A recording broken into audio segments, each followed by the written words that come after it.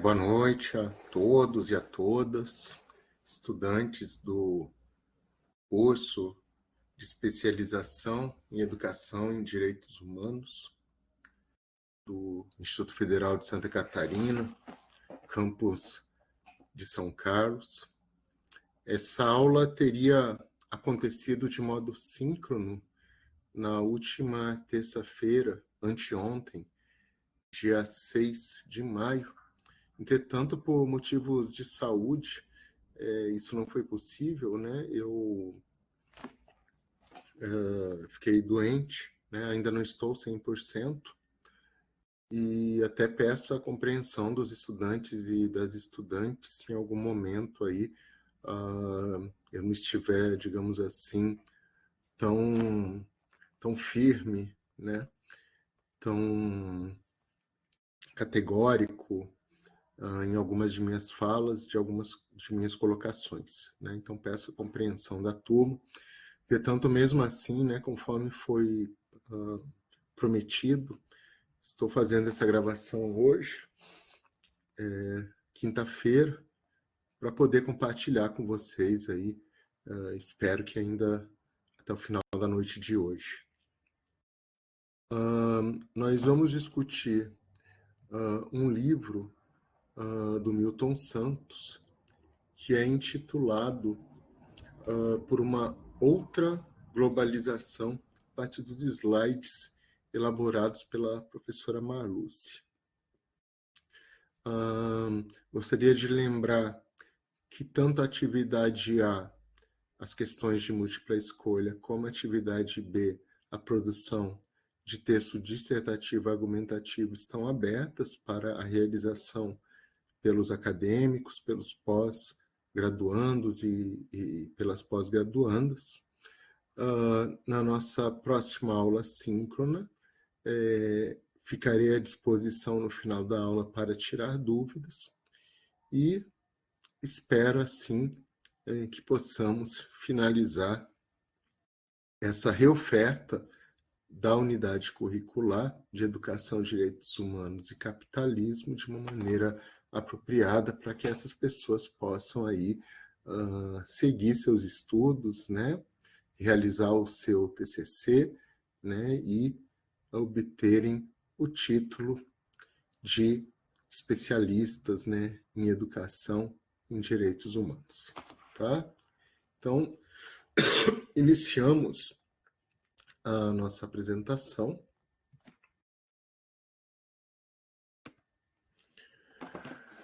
Então, aqui no primeiro slide, nós temos uma imagem interessante, né? A gente vê o globo terrestre e à frente desse globo temos imagens que mostram dinheiro, né? Capital, algumas cifras aí, algumas imagens que podem dizer respeito ao vai e vem do mercado, bolsa de valores e etc.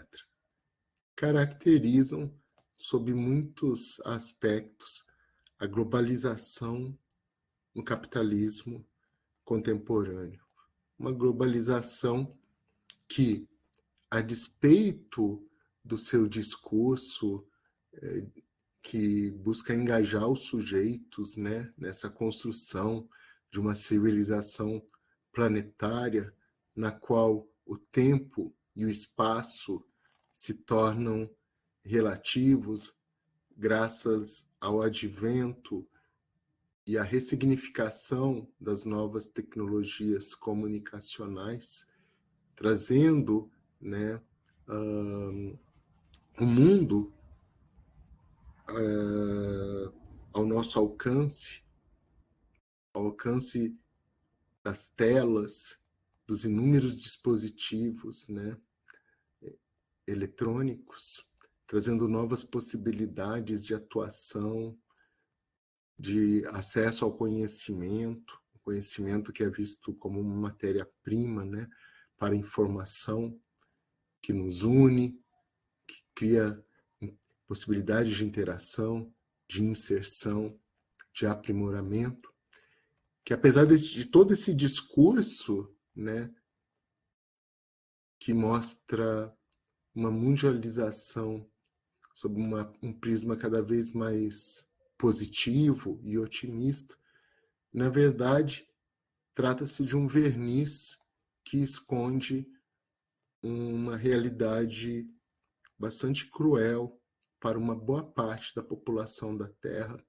sobretudo no mundo subdesenvolvido, na medida em que estaríamos, de fato, diante de uma globalização excludente.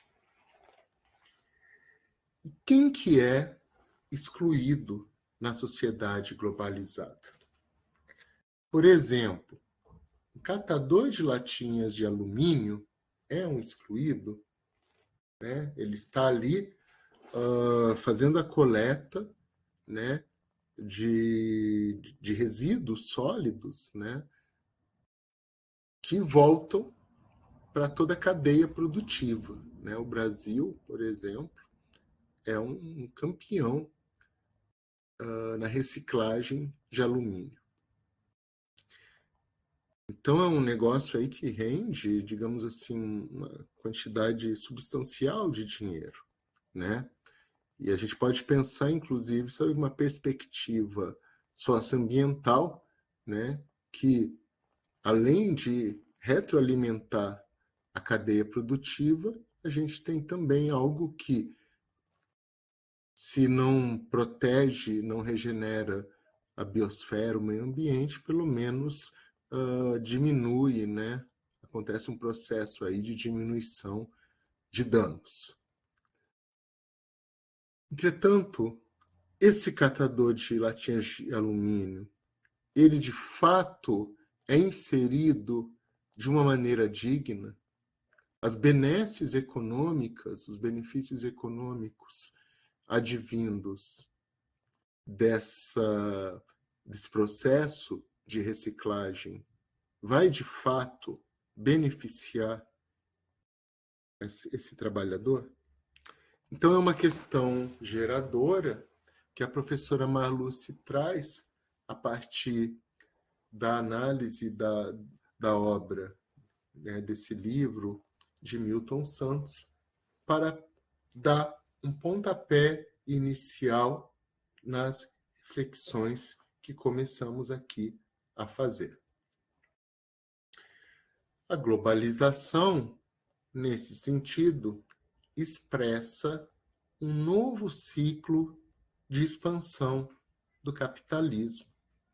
Está em curso um novo surto, olha que interessante essa palavra, de universalização do capitalismo como processo, como modo de produção, e processo civilizatório.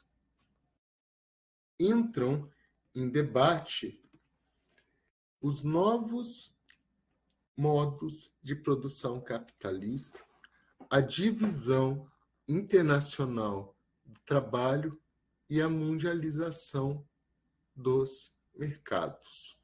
E aí temos aqui à direita um mapa mundi, no qual os territórios de todo o mundo aparecem, né, estão sobrepostos por imagens das grandes marcas, né, representando as grandes corporações internacionais, lembrando que suas sedes, suas matrizes, na maior parte das vezes, se localizam no chamado norte global, no mundo desenvolvido.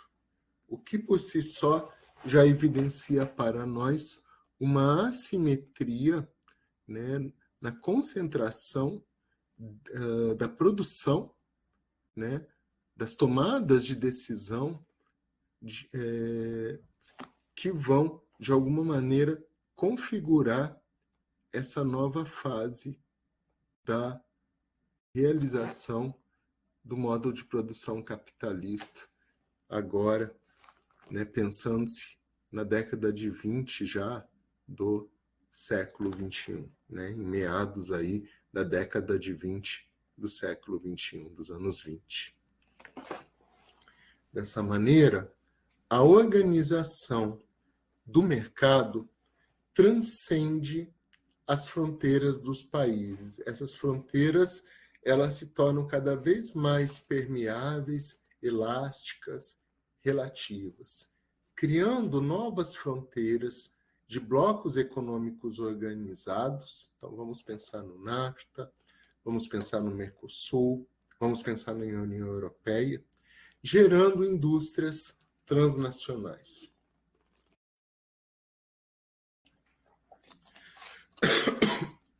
Essa nova divisão transnacional envolve a redistribuição das empresas, corporações e aglomerações por todo o mundo.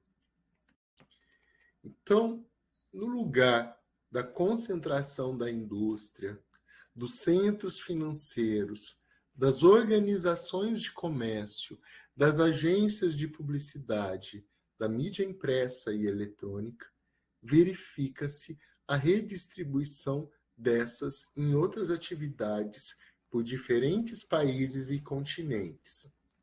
Entretanto, é necessário acrescentar aqui que, embora haja uma redistribuição e, sob certos aspectos, uma desconcentração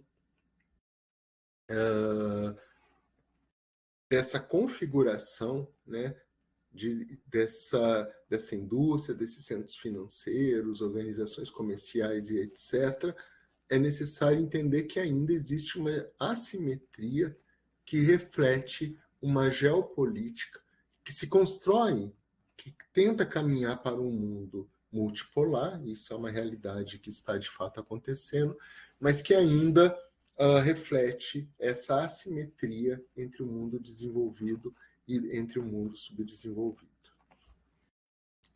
Bom, aí a gente começa a observar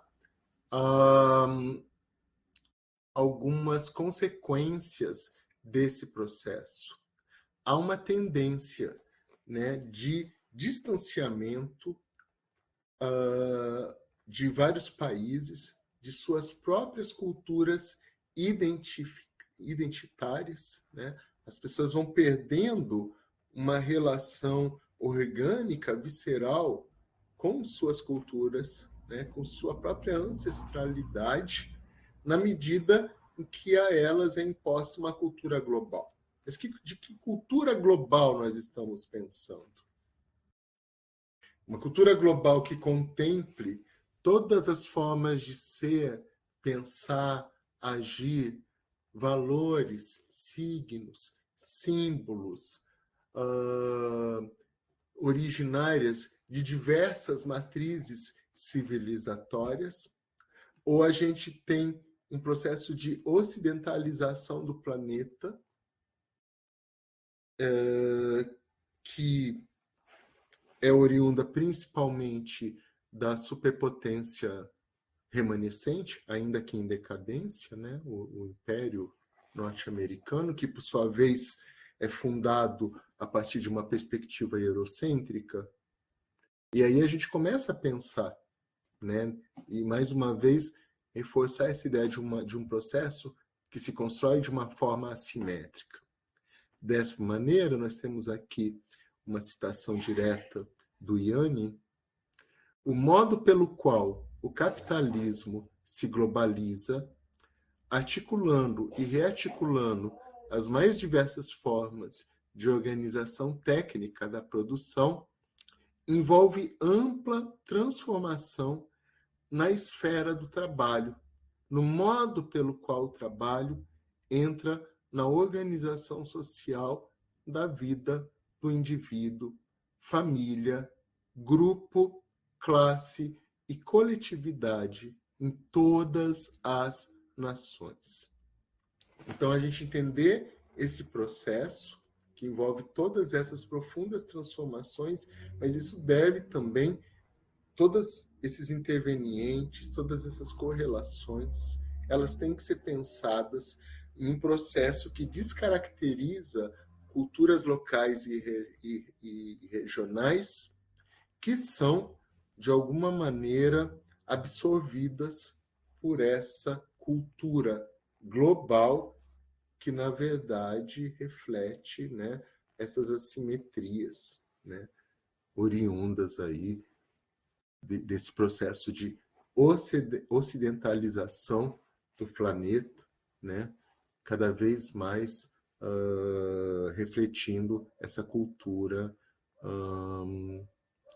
de matriz eurocêntrica, né? Surgem o que chamamos de cidades globais, que passa a exercer papel fundamental na generalização das forças produtivas, como, por exemplo, Hong Kong. Porém, a despeito da emergência de cidades globais, né, em todos os continentes, a grande maioria da população assalariada mundial se vê envolvida no mercado global, que ainda reflete essas assimetrias econômicas, né, macroestruturalmente falando, e geopoliticamente também. Então, aqui nós temos, né, o exemplo de Hong Kong. Qual que é o resultado desse processo? É o aprofundamento da competitividade. Então, e essa competitividade, né, essa livre concorrência levada às últimas consequências, é internalizada cada vez mais pelos sujeitos, né?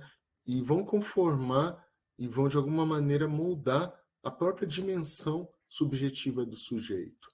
E isso vai se objetivar através do quê? Da produção de novos totalitarismos, a confusão dos espíritos e o empobrecimento crescente das massas. O empobrecimento, ele é material, né? Então, apesar da gente ter as condições tecnológicas para que nenhum ser humano desse planeta passe fome, a gente tem um empobrecimento, né, material, né, que tem como consequência, já que citei a fome, né, então um aprofundamento das condições de insegurança alimentar, né, de uma boa parte da população da Terra, mas também nós temos o empobrecimento intelectual que corrobora esse processo, dificultando até mesmo o seu questionamento, né, e a existência de movimentos contra-hegemônicos, embora, apesar de todo esse processo, e apesar disso, eles estejam aí, digamos assim, em um momento de grande efervescência, né? Então, a ideia é dificultar os movimentos de contra-hegemonia em relação a essa globalização excludente e injusta, mas como o próprio sistema capitalista é caracterizado pelas suas contradições, a despeito desse intento, há uma parte da população que se mobiliza e se revolta contra esse processo. Por outro lado, esse mesmo processo tem sucesso, sim, na reificação, na alienação desses conscientes, né, dessa dimensão subjetiva dos sujeitos, que se vê cada vez mais arrebatada por esse fetiche, né, pelo fetiche da mercadoria, né, conscientes reificados, né, destituídos de uma criticidade, de uma visão baseada na historicidade dos acontecimentos e dos processos, né, que percebe as contradições que lhes permitiria a consciência de classe. Então, uma parte da população é empobrecida física e mentalmente, né, o que dificulta o processo de empoderamento e de questionamento do status quo. E isso, nesse sentido, o sistema tem sucesso, mas, por outro lado, o sistema fracassa na medida que uma parte consegue, de alguma maneira, escapar desse arrebatamento e questiona esse mesmo status quo. né? Então, a gente tem aí um duplo movimento, né? De qualquer maneira, os estados, nesse processo, se tornam incapazes de regular a vida coletiva, né? Então, a gente tem esses processos de desregulamentação, que são típicos aí do neoliberalismo, né? E aí a gente tem aqui, justamente, né, a partir do prefácio da Maria da Conceição Tavares, a percepção, né, que essa grande economista portuguesa, radicada no Brasil, já percebia aí, né, desse processo que já vem acontecendo, que vem se construindo há décadas e que é cada vez mais visível aqui nos anos 2020. Então, essa globalização, né, onde o mundo todo se vê, é alcançado através das novas tecnologias de comunicação, as TICs, onde tudo é lindo, onde tudo é maravilhoso, né? Onde o mundo todo se abre diante de nós, ela acaba sendo uma fábula, né? Uma distorção ideológica, né? E a gente sempre tem que lembrar que o recurso da ideologia é justamente distorcer a realidade, né, para que ela se apresente diante de nós de uma forma que a gente não questione justamente esse sistema, né? E na verdade, a ideologia ela vai justamente reforçar o processo de alienação, de submissão, né, fundamental para a manutenção da forma como se reproduzem as condições objetivas e subjetivas da sociedade capitalista. Nesse sentido, a globalização, repito, se apresenta, na verdade, né, se a gente for desvelá-la, se a gente for observá-la sob um viés mais profundo, mais crítico, como uma mera fábula, na medida em que ela erige como verdade um certo número de fantasias, né, essa visão otimista, cuja repetição, entretanto, acaba por se tornar uma base aparentemente sólida de sua interpretação. E mais uma vez aqui a Maria da Conceição Tavares. Bom, de qualquer maneira, na medida em que as fronteiras realmente elas acabam se tornando elásticas, elas acabam de alguma maneira até desaparecendo, pelo menos da maneira que, como tradicionalmente nós poderíamos pensar nas relações entre os diferentes territórios, entre as diferentes fronteiras políticas, né, entre os estados-nações, a gente vai ter um processo de desterritorialização por meio da articulação dos meios de comunicação para as massas, né, do que o Adorno e o Horkheimer chamavam de indústria cultural, e dos recursos da informática, pensando nessa sociedade da informação em rede na acepção do sociólogo espanhol Manuel Castells. Se constrói uma ideia de aldeia global. O problema é que isso tudo vai acontecer a partir, repetindo aqui, dessa relação assimétrica, né? No qual as classes dominantes, então, constroem uma ideia, a partir dessa distorção ideológica de uma aldeia global, como forma de camuflar os mecanismos perversos de exclusão e de alienação.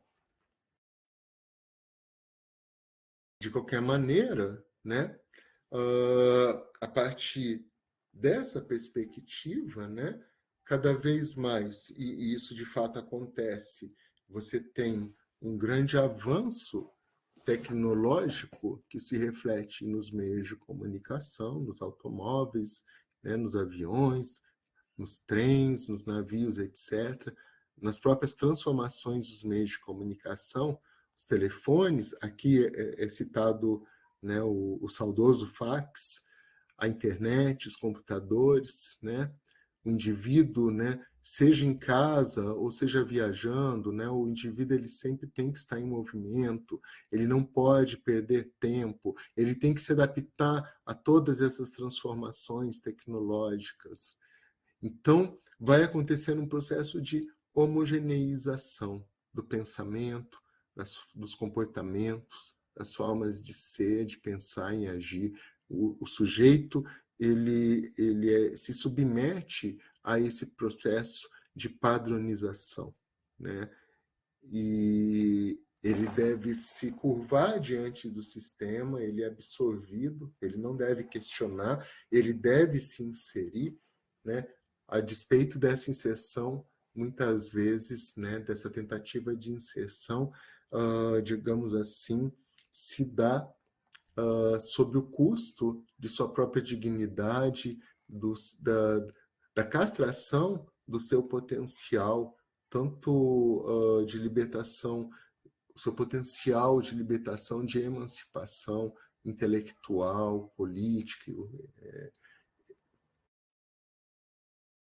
cultural e etc.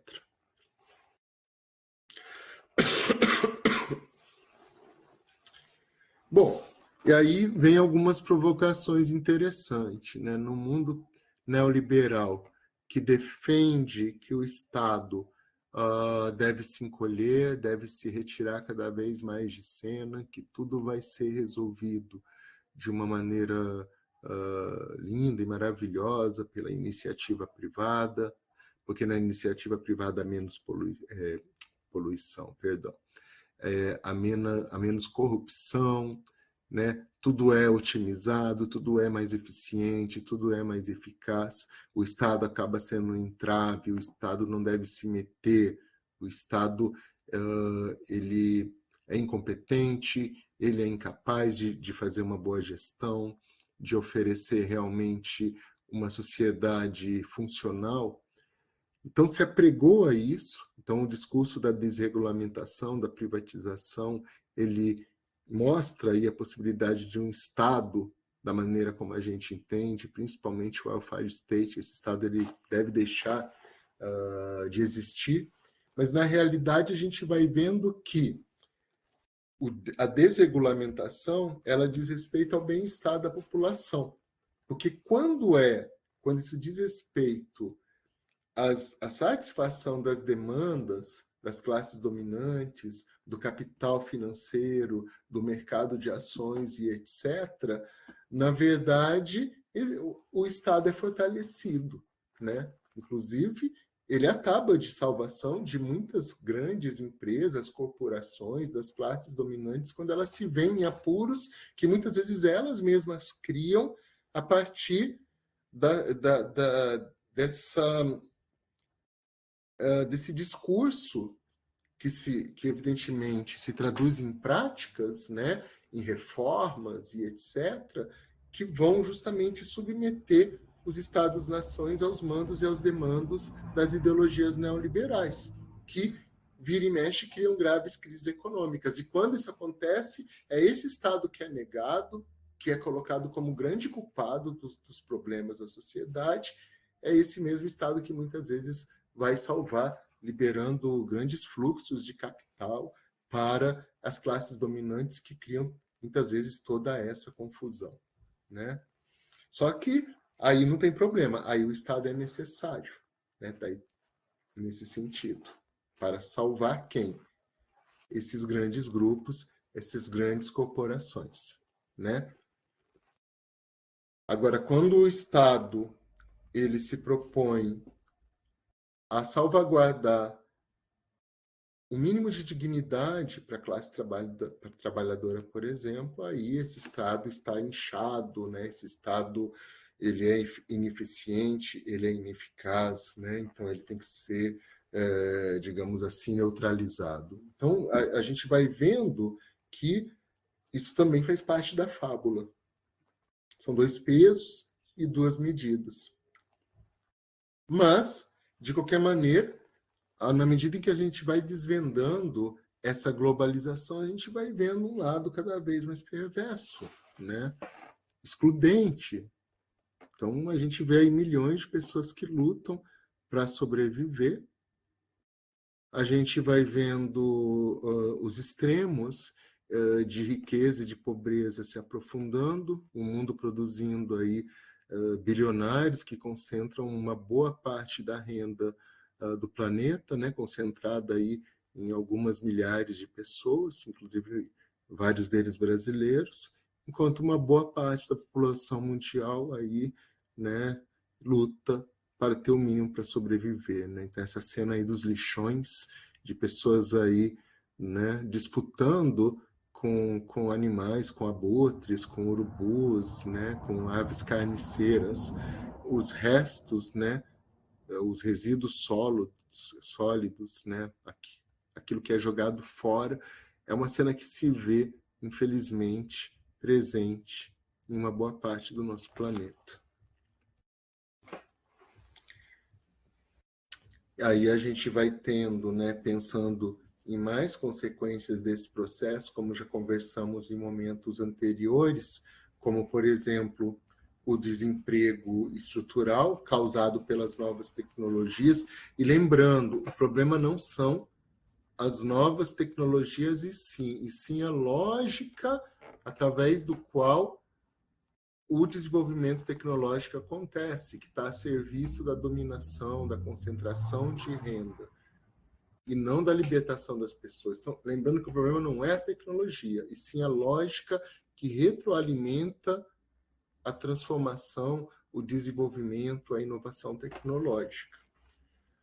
E as reformas da desregulamentação neoliberal, das reformas, né, da Previdência, reformas trabalhistas e etc., elas vão, digamos assim, criando um retrocesso histórico, e aí a gente vai tendo um grande exército de reserva, né, de força de trabalho, com baixos salários, uma mão de obra, uma força de trabalho disponível, muitas vezes em condições análogas à escravidão, né? Lembremos aí, por exemplo, o escândalo das vinícolas sulistas, né, do Rio Grande do Sul e etc., né, de empresas aí que terceirizavam os processos produtivos, né, da matéria-prima para a produção de vinhos, né, a empresas que exploravam a força de trabalho de maneira análoga à escravidão. Escândalos como esse acontecendo, né, uma forma de barbárie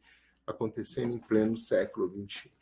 E tudo isso, né, é reforçado pela flexibilização do trabalho e pelo processo de uberização, como nós vimos nas aulas anteriores. E aí, mais consequências, a fome, como já foi dito anteriormente, o desabrigo, pessoas que simplesmente não têm onde viver, ou quando têm onde viver, vivem de uma situação totalmente indigna à existência humana, né? Condições de vida, de habitação totalmente insalubres.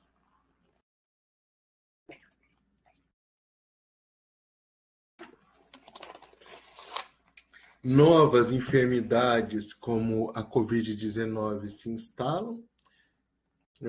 Vamos sempre lembrar, gente, que a Covid-19 é uma doença que se instalou devido à desarmonia entre ser humano e meio ambiente, a uma zoonose que passou para os seres humanos. Isso aconteceu provavelmente, né? Isso teve origem na China, né? Há uma discussão e etc. Mas poderia ter acontecido em qualquer outro país, isso poderia ter sido no Brasil, né? Pensando no que a gente está fazendo com os nossos biomas, né? A gente está numa situação de profunda desarmonia ambiental no nosso país, poderia ter se originado na Europa, nos Estados Unidos, na África, em qualquer lugar. E essas pandemias aí, elas tendem a acontecer novamente, né? E talvez sejam muito piores e devastadoras do que a Covid-19, né? E eu me lembro que durante a pandemia, a indústria cultural brasileira, a Rede Globo, a SBT, os grandes veículos de informação, se por um lado não se pode negar que graças a eles a gente teve alguma dimensão do que estava acontecendo, a contagem de mortes, né? Lembrando que a gente estava sob a égide de um governo neofascista, negacionista e etc., né? Baseado numa necropolítica. Por outro lado, essa mesma mídia não questionava, né? Eu estou falando da grande mídia, né? Das mídias corporativas, o porquê que isso estava acontecendo. Usem máscara, usem álcool gel, mas também perdemos uma grande oportunidade de questionar o porquê que pandemias como essa acontecem, né? Aconteceram e vão voltar a acontecer, provavelmente infelizmente vão voltar a acontecer. E não somente novas enfermidades como a Covid-19, mas velhas doenças supostamente extirpadas estão fazendo o seu retorno triunfal. Né? Então, a gente tem doenças aí voltando a aparecer no nosso país, aí, como o sarampo, como a própria paralisia infantil, né? Essa onda de reificação e de alienação, fazendo com que as pessoas se voltem, por exemplo, contra a própria vacina, né? A mortalidade infantil que permanece como uma chaga, né? E a despeito, né, de todos os progressos médicos e científicos, a gente também vê um desrespeito ao próprio conhecimento científico graças a todo esse processo de negacionismo, né, que nos lançam aí uma espécie de... Não dá para dizer que a gente está numa idade média, né, numa nova idade média. Isso seria, ao meu ver, uma grande responsabilidade intelectual fazer esse tipo de asseveração, né, de afirmação. Por outro lado, sim, existem elementos aí que flertam com uma mentalidade medieval que a gente vê em pleno século XXI. Então, a gente tem informações distorcidas, né? Então, a gente tem esse processo de alienação cada vez mais presente na nossa sociedade. Então, vamos pensar na Covid-19, né? Então, como as fake news atrapalharam, por exemplo, né, os processos necessários naquela emergência sanitária, né? Então, por exemplo, a ideia de que a vacina ia implantar chips comunistas chineses nas pessoas, né?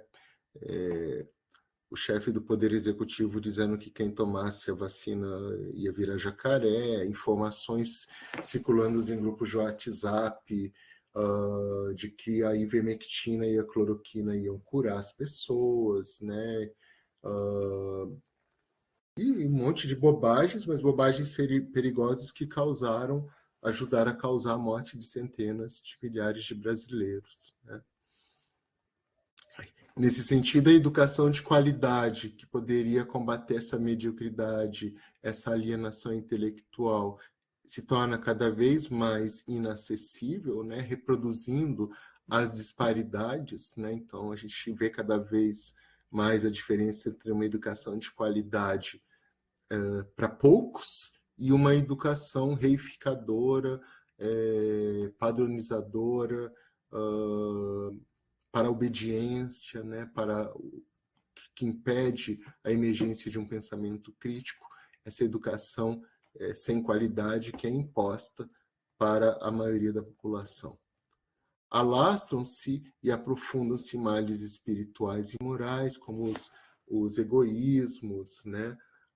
E a gente vê, por exemplo, o fascismo, né, cada vez mais aparecendo com maior força, né, a corrupção, né? Então, todos esses são reflexos dessa globalização perversa, né? Então, a ideia de globalização, se ela é uma fábula, né, se todo esse discurso que a mostra como uma grande maravilha, como a solução para os nossos problemas, na verdade, é um simulacro que esconde uma essência perversa, isso não quer dizer que a gente não possa pensar numa globalização contra-hegemônica, né? Vamos lembrar lá das epistemologias do Sul, né, da resistência, uma globalização mais humana, né, a existência de uma sociobiodiversidade, né? Então vamos pensar numa uma globalização ambientalmente responsável, né, que dê conta aí de não destruir o meio ambiente, né, de regenerar esse meio ambiente, mas que para isso seria necessário uma nova forma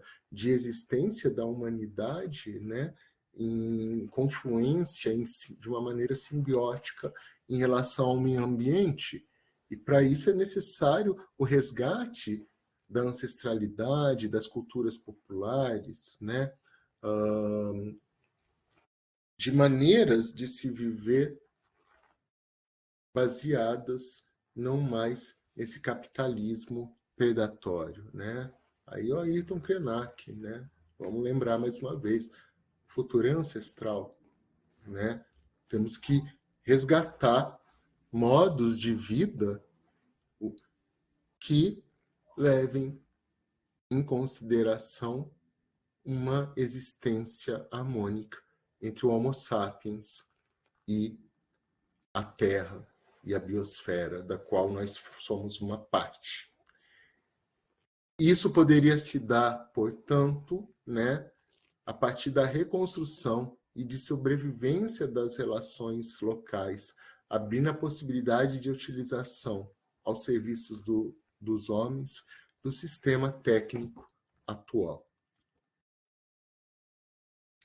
E aí, torna-se importante resgatar o conceito de hegemonia gramsciano, né, do Gramsci.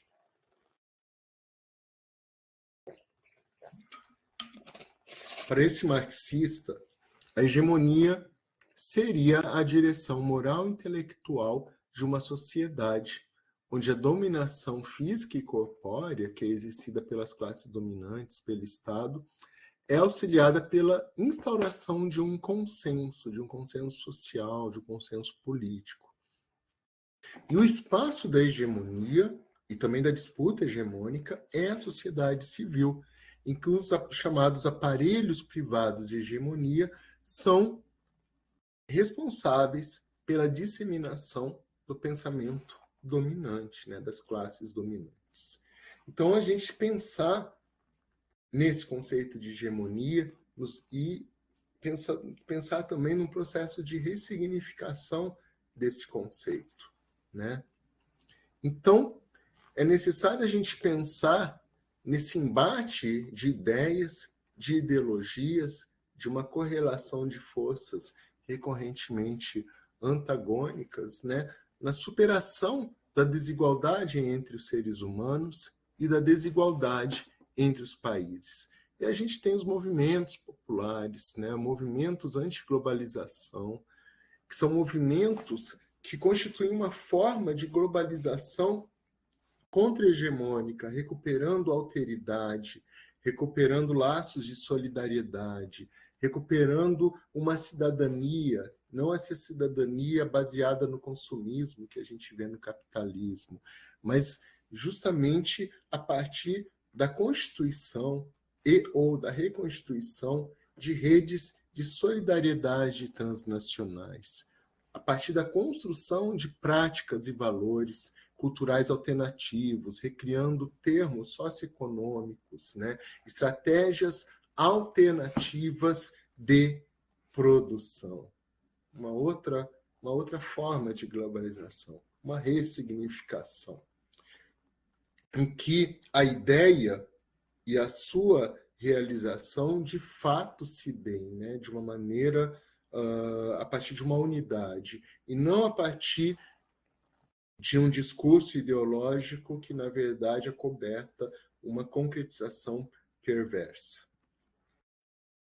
Então, a importância da gente observar, de participar e de valorizar os movimentos populares, os movimentos sociais, os movimentos contra-hegemônicos, que vão lidar com diversidades, com desigualdades, perdão, com tensões e antagonismos, simultaneamente às articulações, associações integrações regionais, transnacionais e globais.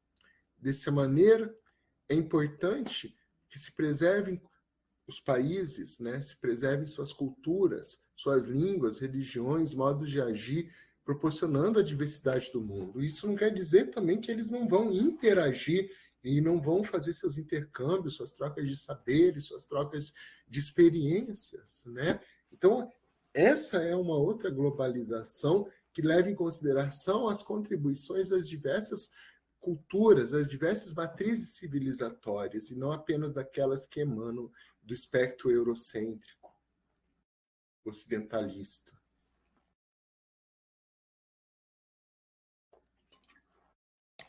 E aí, essas lutas dos novos movimentos sociais levam em conta uma série de fatores, a luta pelo meio ambiente, contra o preconceito, né? Então temos todos esses movimentos contra-hegemônicos que poderão nos ajudar a construir, ressignificar a nossa própria economia, né? Então a gente tem, por exemplo, a economia solidária, né? A cooperação, a colaboração, uma proposta de reordenamento para resolver a questão do desemprego estrutural no âmbito do próprio capitalismo, né?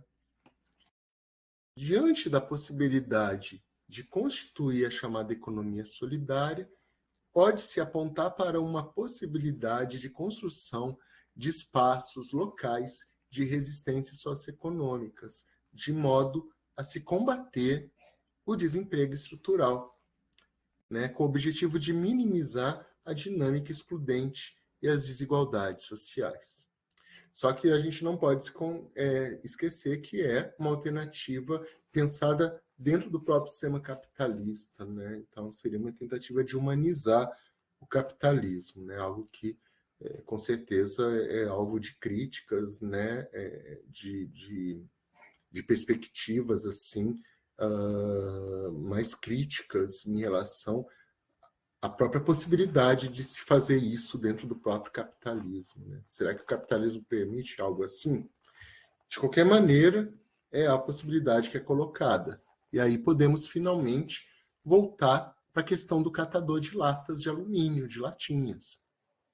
Bom, apesar do seu papel fundamental, ele é excluído socialmente, porque ele não consegue se sustentar com dignidade, né? Ele não consegue sustentar dignamente a sua força de trabalho, com a sua própria força de trabalho. Ele gera riqueza, mas ele não consegue usufruir dessa riqueza. No entanto, né, ele tem alguma inclusão social, pois ele alimenta uma das maiores indústrias de transformação do Brasil, que é a de fabricação de produtos de alumínio. Ele contribui para colocar o Brasil no mundo, no mercado globalizado. Então, ocorre, de fato, uma inclusão social. Olha as condições de trabalho dessas pessoas, da maioria dessas pessoas. Embaixo do sol, da chuva, empurrando aí essas carrocinhas, né? Olha que anacronismo. Expostas a doenças, a perigos. Mas existem possibilidades, né? Vamos pensar aí as cooperativas, né, de reciclagem, né, que estão emergindo, que são crescentes, né, e que possibilitam aí novas formas e que precisam do Estado, precisam de fomento, que precisam de crédito, que precisam de capacitação, de orientação, né, tem um papel fundamental, né, se a gente pensar, né, inclusão social atrelada à responsabilidade ambiental. Então, é possível sim, mas é necessário vontade política, né? E que a sociedade repense o seu papel e a sua responsabilidade como um todo. Temos aqui as referências. E é isso, meus caros, né? Eu fico à disposição aí, e na próxima aula nós podemos retomar questões que foram colocadas aqui nessa exposição, né? Eu mando um abraço para todas e para todos e nos vemos na próxima aula. Muito obrigado pela atenção. Tchau.